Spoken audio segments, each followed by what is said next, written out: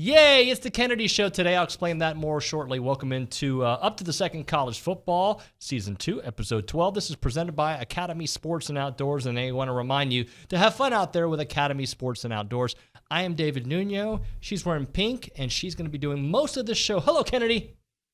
Hello, David. My name is Kennedy Smith. My name is not pink, but yes, I am wearing a lot of pink. You are. I like it. It matches the iPad, as I mentioned to you earlier. Thank you. Yeah, my whole closet is pink. Is it really? So, We have a lot of fun stuff to get to. First off, they kicked me off the show, so you're doing most of the interviews this week. You had somebody just tweet at you, got to management, and we've given you the playbook. You know, I'm just giving the people what they've wanted all along, so I'm so sorry, David, that I'm kicking you out. I will give it back to you next year, I promise. But since this is the last regular season episode, I figured I should take the reins. Well, and not only that, if we get better numbers, then it's all yours, no matter where you go. All right, let's chit-chat a little bit about what's going on this week. You got anything for me to consider? There are a lot of big matchups this weekend. I'm curious, though, do you think we're going to be seeing any upsets? Well, anytime the Iron Bowl happens, you got to think that an upset is possible. You had the Kick Six Bowl a couple years back. What was it, 2013, 2019? Auburn found a way to win that game. And just last year, I don't know if you remember, but Auburn was leading all game long. It looked like they were going to take Alabama out, and then it took a Herculean effort from Bryce Young at the very end for that game for Bama to move on and make it to the SEC championship game, where they were dismantled, by the way, they weren't. They beat Georgia, and then they got dismantled in the playoffs. So there's that part of it. Also, A&M LSU, I'm not necessarily picking an upset there, but I do think A&M, when healthy, has played these top teams better than people maybe expect. All right. Who do you think has the most to lose this weekend? Texas Christian University, better known as TCU, because they are undefeated. They got a couple games to go. They got the Big 12 championship game. They've got Iowa State this weekend. Win and you're in, and they have found ways to win. They were losing to Baylor. They found a way to come back and win that with just 10 seconds left in that game. So I say TCU's got the most to lose, and also history would tell them they got to keep winning for them to get in there. Oh, absolutely. I don't think at the beginning of this season I would have ever thought that the best team in Texas was going to be TCU. Yeah, I don't know if anybody. I mean, they had a coaching change in the offseason, but here they are, and they are right in the middle of it with a chance to get to the playoffs. It must be so nice to have a coaching change and see things go well. I don't know what you mean by that, but yada, yada, yada. It has been a wild season across all of college football. Yeah. Okay? Coaching changes have been up and down all year. Uh-huh. I think that is a big feat there for TCU. Sure, and LSU too, by the way. LSU, For sure. For sure, yeah. Well, we've got a big show to talk about all of these matchups coming up, so everybody stay tuned because we have an Auburn great coming on, Ronnie Brown, plus insiders from Ohio State, TCU, and LSU. This is Up to the Second College Football. All right, so part of us, well, at least me, I was hoping A&M LSU would mean a lot more than it's going to mean right now. But for LSU, it's still a big game because they're still trying to find a way to get into the playoffs. A&M just hoping to get some kind of momentum after a terrible season. We go to Mike Scarborough from TigerBait.com to talk about all things LSU A&M. Mike, what's going on, my friend? Nothing. It's, there was a good part of the off season and the early part of this season when we thought maybe this A&M game would be the difference between LSU being bowl eligible. And now they're in the SEC championship game, which is just really unheard of. And what Brian Kelly has done, I think something that nobody is really talking about in my mind is the fourth quarter, the shape that this team has been in and the way that they finish games. The Tennessee game was what it was, but I don't think there's been a team out there in the SEC or on the schedule that's outplayed LSU in the fourth quarter of the season. And then plus overtime against Alabama. Yeah, the stones that they've shown out there. So let me ask you, how realistic is playoff talk for this team, understanding they still have two hurdles? A&M won't be as easy, I think, as the schedule or as their record says. And obviously Georgia's the big one waiting for LSU there in Atlanta. Look, I don't think anybody over here is going to bet the house on LSU beating Georgia, but things can happen. And that's why you play the game. And Jaden Daniels has been an equalizer with his legs. And Matt House's defense, if he's got it dialed in early and he's not behind multiple scores and having to dial it in or make changes at halftime, he's been unbelievable. He's up for postseason awards for coordinator of the year and all that. And so, look,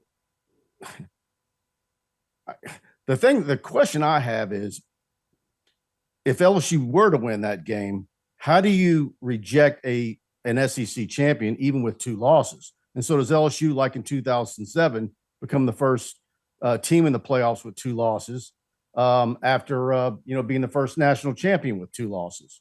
So, but you got to get past Texas A&M. This is going to be a big football game this Saturday. And that's another crazy statistic. Since 2017, Brian Kelly is 19-0 in November. That's incredible. I did not know that. So going for his 20th November consecutive win this Saturday.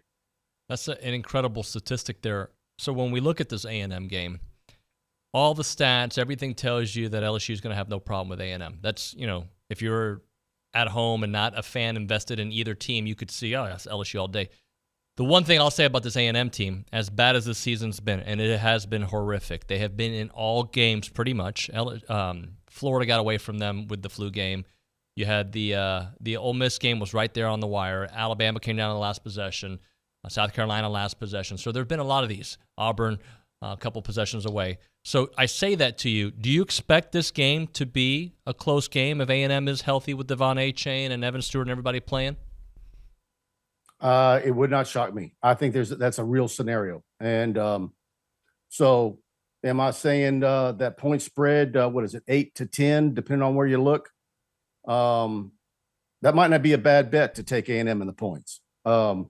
But I can also see a scenario where if LSU gets out to an early lead and A&M doesn't have all these guys back 100% that you're rattling off, could it be a one where they put it away and it's a walk-off? I kind of think your scenario might be a lot more likely. I think this is a game certainly that the A&M players would love to have. It'll make the offseason a lot more bearable. It'll make you forget a lot of what took place this season. This could be a game that really catapults things into a more positive light into the offseason. And then we wait to see what Jimbo does immediately as far as changes. How much of this game do you think comes down to stopping the run for A&M? If A&M is able, and they haven't been able to stop the run all season long, but let's say they are able to contain Jaden Daniels a little bit, how much of the game is predicated on that? That's a big part of LSU's game. But it's, you're going to pick your poison. With LSU's wide receivers, who are you going to take off that type of coverage to bring somebody to either shadow Daniels or guess right? And he's been a lot better at picking up the blitzes and reading those types of things. And then all of a sudden he hits Mason Taylor for a 13-yard first down. I will say that a real key for A&M though is to get LSU in third and long, is he can be as successful as he has been in other games. Arkansas really did a good job on him, but is that another one of those games where it was 30 degrees in Fayetteville, and LSU's been a lot of wacky football games in Fayetteville in this century? How about Harold Perkins, a guy that A&M thought they had? He ended up going to LSU. He has been an MVP on that defense. Just how important has he been beyond the highlight plays that we see, the strip sacks, the at closing games? How beyond that, the stuff that we see, how good has Harold Perkins been? Last week heading to the press box, I ran into his uncle, and I said, what might have been had he been a midterm grad and he actually had spring football under his belt? Because a good part of the season, the first half of the season, there was a lot of clamoring for him to be out on the field because every time he was out there, he either flashed or did something amazing. And then, he wasn't out there for a good bit. He's just unbelievable. And so, obviously LSU's pretty excited about the freshmen this year, whether it's Mason Taylor, Harold Perkins. You got 2 true freshman tackles and Will Campbell and Emory Jones. But beyond just being either an all-SEC freshman team or what linebackers nationally are playing at a higher level than Harold Perkins? What's the likelihood of him being an All-American as a true freshman?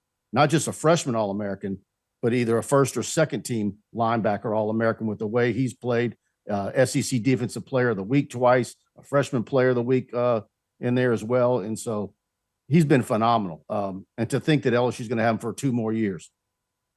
Hey, last thing for you. Does A&M do anything that should concern LSU? Is there something on the film out there that you think has LSU's attention? Look, there's some speed and there's some talent. If they're executing, which I expect they will do with LSU coming to town, that environment's going to be lively. I don't know what the weather forecast looks like, but this is a bowl game, and that's the way this LSU football team needs to look at it. I think A&M is going to be ready to play. I think they're going to have a good week of practice. I don't know how they can't. And so if you get some of those guys back healthy, I think it's going to be a football game, a lot more than what Vegas might think or what the spread is. I think that could be a sucker bet all day long. I expect A&M to keep this one close. Mike, we appreciate it, sir. Thank you so much. We'll see you here on Saturday night. All right. Good talking to you.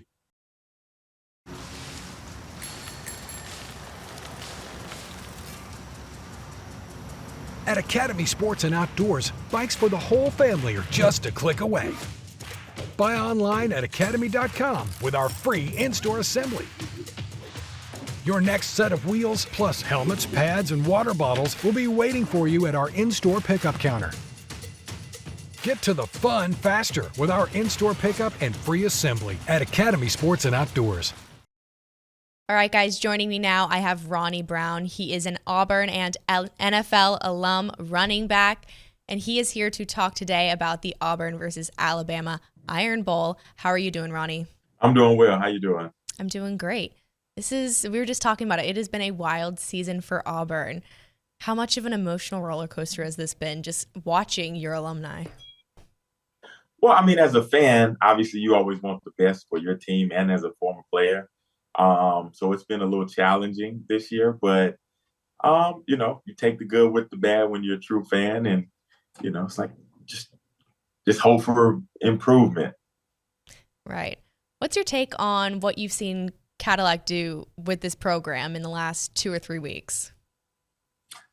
It's been interesting. One, because, Cadillac's a close friend. And so, not only did we share the backfield together, we've shared so many stories, upbringing and things of that nature. I've also gotten an opportunity to see him, with his second career in coaching and working his way up to this point. So to get this opportunity, it's been great to see that, because now I feel like the world's getting a chance to see the person that I know as a friend, on a coaching level. And so I feel like he's gained a lot of fans just from his perspective, his character, his integrity, and what he represents. And so it's been good, and I think the energy is contagious, like with the guys, because, a lot of people talk about, well, experience. And I'm like, well, he's played the game at a high level. And the other part of it about playing college football, so many people put experience on it. I'm like, there are a lot of great coaches that don't have good players that don't win, or there are a lot of average coaches that get a lot of great players and they win. And so, that's based on relatability, and also just having players. X's and O's beat Jimmy and Joe. Jimmy's and Joe's beat the X's and O's. And so once you understand that, and so seeing his take and his relatability, to be able to connect with those guys in the locker room, for them to be as passionate and motivated to play, you can just kind of see it on a daily basis, a weekly basis. And so it's cool to see, as a friend and someone from the outside looking in, seeing how things are going. Yeah, that interview after the win against A&M was truly great. It was great to see such passion coming out of him. So I'm sure it was incredible for you to watch, being close friends with him. Yeah, and it's organic too. That's a big part of it. Like, that's who he is. Like, that's the person that I know. And so, now, like I said, everybody's getting a glimpse to see, behind the scenes of, because so many people, I think as fans, we want to know what people are really like, and so this is him, and we're just getting to see it on a grander scale. From your perspective, what scenario does there need to be where Auburn beats Alabama this weekend? Well, one, I think they need to be consistent, and they need to be mistake-free in terms of, self-inflict stuff, jumping off sides, turning the ball over, careless mistakes, false starts, things of that nature, to give yourself an opportunity, especially on the road, when you're not going to have the majority of the crowd. And so, you look at those things, and then you have to be balanced. Like, you have to be able to throw the ball this week. Going to have to take some easy stuff. And, like Jason, my former roommate says all the time, who was our former quarterback, he's like, you have to make the plays that you're supposed to make. Don't make the easy hard. And so, that's one of the keys to it. And then making them drive the field, not giving them anything easy, and win the trenches. You have to, win the game. The game's going to be determined, between the tackles, and whoever's winning the line of scrimmage is going to give themselves an opportunity to win that game. Well, I think the big topic right now is who is going to be the next head coach. There's been a lot of chirping on Twitter. I'm curious, who do you think it would be? I mean, all signs are pointing towards Lane. But, I don't believe in that stuff, especially like when you get to hearing, all kinds of rumors. I don't do rumors. And so, I think a lot of times those are smoke screens anyway. And so until it's official, and I don't get into it enough. I don't know coaching candidates out there. I don't even know, outside of Lane and, obviously Deion's name came up and Hugh Freeze, along with a couple other guys' names that have kind of popped up as of late. You really don't know. And I'm not to say, like, just because I haven't been involved in coaching, I don't know who's the best candidate. I know from a requirement standpoint, somebody who's familiar, not only with Auburn, SEC football, it needs to be someone who can connect with these young men, because it's just a different nature of football in terms of personalities, connecting with them, but also being able to go out and recruit. And then outside of that, you're just a CEO of a company. And so, I think those are some of the requirements that you have to take in mind. We're seeing it with Cadillac, the response that he's getting, without the 10, 15, 20 years of experience, the coaching experience. And so, I think the thing about it is it has to be a unified front, whoever it is. The school has to support the fan base. The fan base has to support that person, and everyone has to be pulling in the same direction. Right. And like you said, I think all signs kind of are pointing to Lane Kiffin at this point, but the way he's been tweeting and kind of trying to quell the rumors, it would be a big shock for it to kind of go back on that. So I'd be really interested to see in the next few weeks who they end up appointing. So I want to hear a little bit about your own personal memories from when you played at Auburn and in the Iron Bowl. Yeah, so I mean, I didn't understand the magnitude of the game. I didn't grow up in Alabama. So I actually grew up in Georgia, in Northwest Georgia. And so for me, it was always, I just wanted to beat Georgia because I wanted to come home for holidays. And, a bunch of my friends went to Georgia. And so that relationship was really important. Not until I played in the game did I understand the magnitude of the game itself, because you hear so much about it. And then the other part of it is, because there's no professional sports teams in Alabama, you're either one side or you're the other. You're either Auburn or you're Alabama. And so when I was in the stadium for the first time for that game, it was a lot to take in, and seeing how seriously the fans take that game.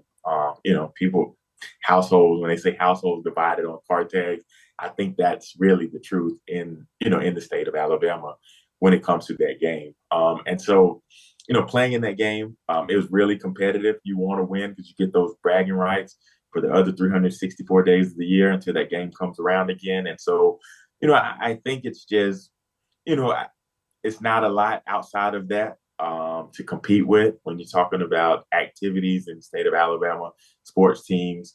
And so that is pretty much essentially what you have on a grander scale. And so I grew to know that very quickly in participating in that game. And, I enjoyed it as well because I feel like in my heart, it's the best rivalry in college football because, even at this time of year, you take the records out of the window, you throw everything out because you just don't know, like recruiting classes, none of that stuff matters because we've seen, games go different directions than we would have thought of, and so this is one of those games. And so it's exciting. It's exciting to have been a part of it. It's exciting to watch it and see it continue now, even over the last few years with Coach Saban's dominance, like Auburn's been able to beat them a few times. And so, that's been pretty cool coming down to a lot of times the last second, literally. But, it's interesting. And I think that's what college football, that's what sports are. That's why we enjoy because of rivalries like this. It is always a great matchup, and we're all going to be looking forward to watching it this weekend. Thank you so much, Ronnie, for coming on and talking a bit about it. Absolutely. Thank you for having me. On with me now, I have Austin Flanigan from the Frog Pod podcast and a former radio host for KTCU, here to talk about the TCU-Iowa State matchup. How are you doing, Austin? I'm doing well. The Frogs are undefeated. It's not too cold up here in Chicago, so all's pretty right in the world for me. Yeah, you've got to be feeling good knowing that TCU is the #1 program in Texas. Who would have thought? Only us would have thought that. What is the energy like in Fort Worth right now after coming off such a big win with the rivals Baylor?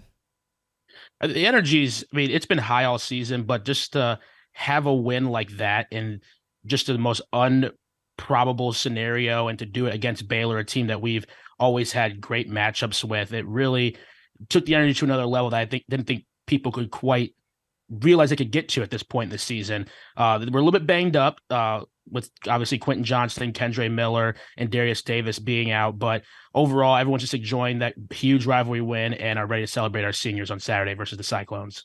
Yeah, that was my next question. You've got those 3 offensive players out right now. Is there any update on their injury status?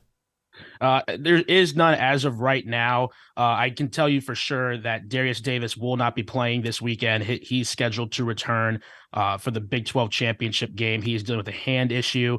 Kendre Miller had concussion-like symptoms. We still are questionable about him. And then Quentin Johnston, it's looking up in the air. It looks like he should be able to go, but they're going to monitor it just throughout the week. All right, good to know. What is the main focus for the Horned Frogs right now going into this matchup? This one is just about staying healthy and just executing. Coach Dykes always talks about just doing your job to the best of your ability and always, holding yourself and your teammates accountable. But for this one, it's just to respect the opponent because Iowa State, they might be dead last in the conference, but they have the best defense in the conference, and TCU has struggled against the Cyclones historically since they've been to Big 12. Matt Campbell's a great coach. So this one is all about respecting your opponent. Don't let your record or last week influence what's going on this week. It might be senior day and got to celebrate, but most importantly, the Frogs still got to get a win. So speaking of coach, what have you specifically seen Sonny Dykes that he's done that's made this program so successful so quickly? I just think it's an ability to have the program be relatable, both from a fan's perspective, a player's perspective. Like everyone feels like, it's a much more enjoyable style in not only on the field, but in the offices and with the coaches. Everyone wants to be there. So far, I mean, we only know so much. There doesn't seem to be any rifts between players and coaches and any particular staff. Everyone's just so happy to be there. And it's definitely the most unified TCU football team I've seen in my time being a TCU fan. How would you say that this offense matches up against the Iowa State defense? Well, fully healthy, we have definitely a speed advantage, and that's what TCU has been trying to take advantage of all season long. But this Iowa State defense is very good. They're very disciplined. They fill gaps very well. Matt Campbell has always put together a great defensive product, and Will McDonald, the fourth on the edge, is going to be a tough one for TCU. But TCU's played some very good edge rushers in this conference already. So I think the main struggle here is, you just got to be able to limit mistakes, and keep Max upright. If TCU can win the turnover battle and not allow an absurd amount of sacks, I think the Frogs have a very good chance of not only winning on Saturday, but also covering the 10-point spread we currently look at. Is there a fear that because of the history there, the TCU could be left out of the college football playoffs just based off their resume? Well, for everyone, I've always said, just win these last 2 games and you're in. I mean, you can't leave out a Power 5 undefeated conference champion. And there's been some analysts that say even if TCU loses on Saturday, that as long as you take care of business in Arlington, you still should be in. I don't want to leave that option in the committee's hands because we all know historically what's happened with TCU. But I think that if TCU wins the conference championship, and depending how other things figure out, they're a team, they've shown time and time again this year that they can compete with anyone in the country. It might be close and not pretty, but TCU always finds a way to win games, and good teams find a way to win ball games. We've seen that from great teams in the past, and TCU is doing that right now. So just keep winning, and that's all you can control. Absolutely. You don't want to leave anything up to chance. Now I'm going to put you on the spot. I like to do this sometimes. Give me your score prediction. I'm gonna assume that everyone, Kendre and Quentin, are playing full strength. With that, I will go with TCU 31, Iowa State 13. All right. Well, we're going to come back to this if that ends up being the score. Put it down right now. I don't know what the kind of odds you can get on that exact score, but it seems like one that TCU could definitely muster up. All right, awesome. Thanks so much, Austin. Thank you.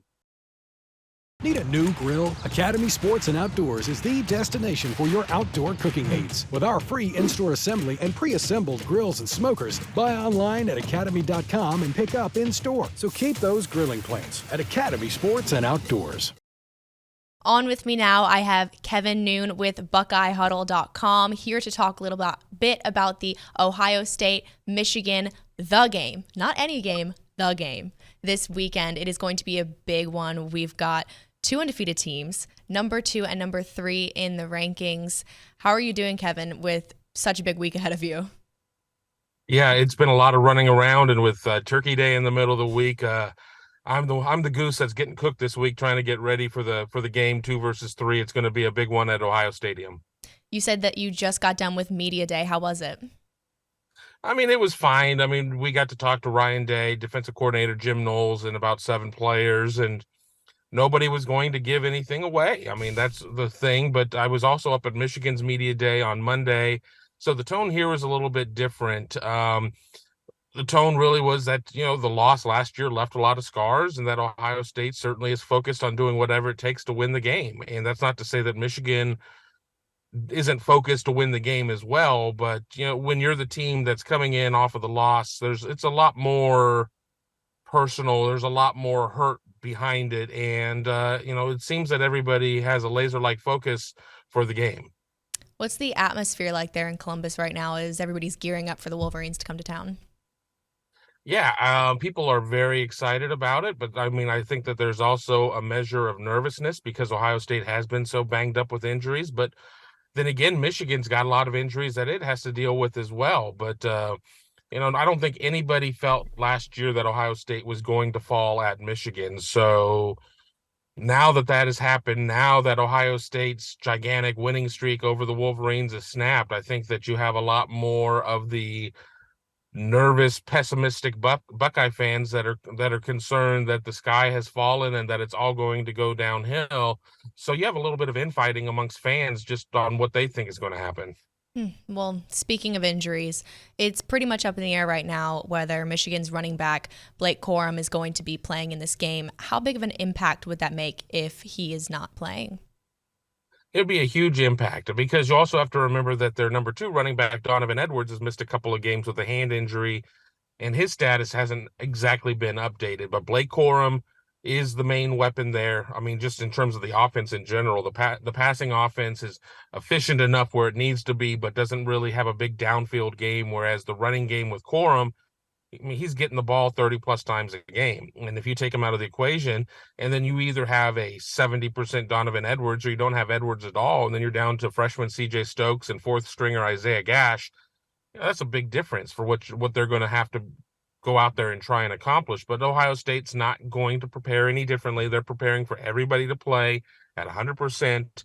And then if somebody's not out there, then you just make the adjustments needed at that point. But I think if you don't have Blake Corum, they're going to have to rely a lot more on J.J. McCarthy and him being able to throw the ball around. And as I had said earlier, the downfield passing game has just not been there so far this year.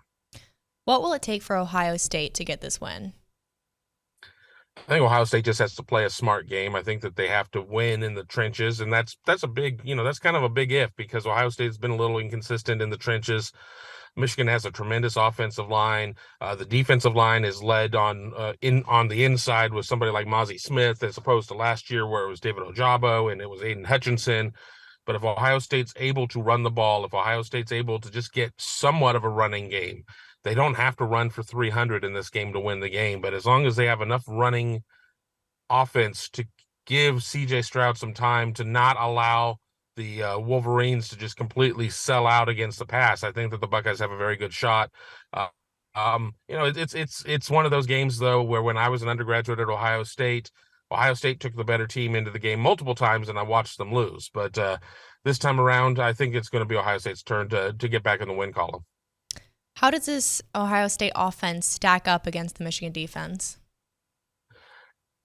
I think that the biggest concern, again, is going to go back to the running because Michigan is so good against the run, even though Illinois was able to exploit some things, especially in the second half of that game with Chase Brown. But if Ohio State is able to get somewhat of a running game going, I think it fits up pretty solid. Michigan is still pretty good against the pass, but Ohio State's passing offense, when you have Marvin Harrison Jr., Emeka Egbuka, Julian Fleming, guys like that. Notice I'm not talking about Jackson Smith and Jigba because I'm not expecting him to play. I think that there are very few teams that can have a lot of success there if Ohio State is truly two-dimensional in the game. It is a big game for sure. What is on the line for these two teams? Well, they're both 11-0. The shot to Indianapolis to go to the Big Ten championship game is on the line. The easier path to the college football playoff is on the line. And if Ohio State does not win this game, then Michigan has 2 in a row. And then with the COVID year where they didn't play, you have a whole roster of players that doesn't know what it's like to beat Michigan. And with the game going back to Ann Arbor in 23, I mean, that's a big deal. But on the other side, Ohio State can kind of cut this Michigan renaissance off in the bud if it's able to win this game. Try and sit there and say, I mean, even though they would never come out and say it outright, that 2021 was just a bit of an anomaly, and the balance of power is back where it needs to be. All right, well, I'm going to put you on the spot here. I want you to give me a score prediction. I have given multiple score predictions throughout the week, and none of them have been the same because you got to catch me in the moment. I think when it's all said and done, I like Ohio State to win this one 35-24. All right, we're writing that down. We'll check back next week and see if you were right. Absolutely. All right, thank you so much for joining us, Kevin. Anytime. Well, Kennedy, spectacular job hosting the show today. Spectacular. And I actually mean that. I'm not saying that like being funny. Thank you so much, David Nuño. No, I think you do a great job at the show. Oh, it is yours to keep. I really I don't feel want it. so blessed that you trusted me with it this week. I really wish it was yours all the time. Hey, but that's going to do it for Up to the Second College Football. Thank you to Academy Sports and Outdoors. We owe you guys, not Academy, but we owe the people at least one more show, right, this year? I think I can fit it in my schedule. Do you realize you rolled your eyes at me twice? That was not an eye That roll. was a That was total- a pondering sigh. No, this is I it. can do this for you. I just got done giving you compliments. Why are you throwing shots, David? Because you rolled your eyes. David does not know what an eye roll is. He's been accusing me of this all semester, and I'm sick of it. I will not be here for the last episode. Oh, really? You'll do it from Zoom? Kidding. See y'all next week. I will be here.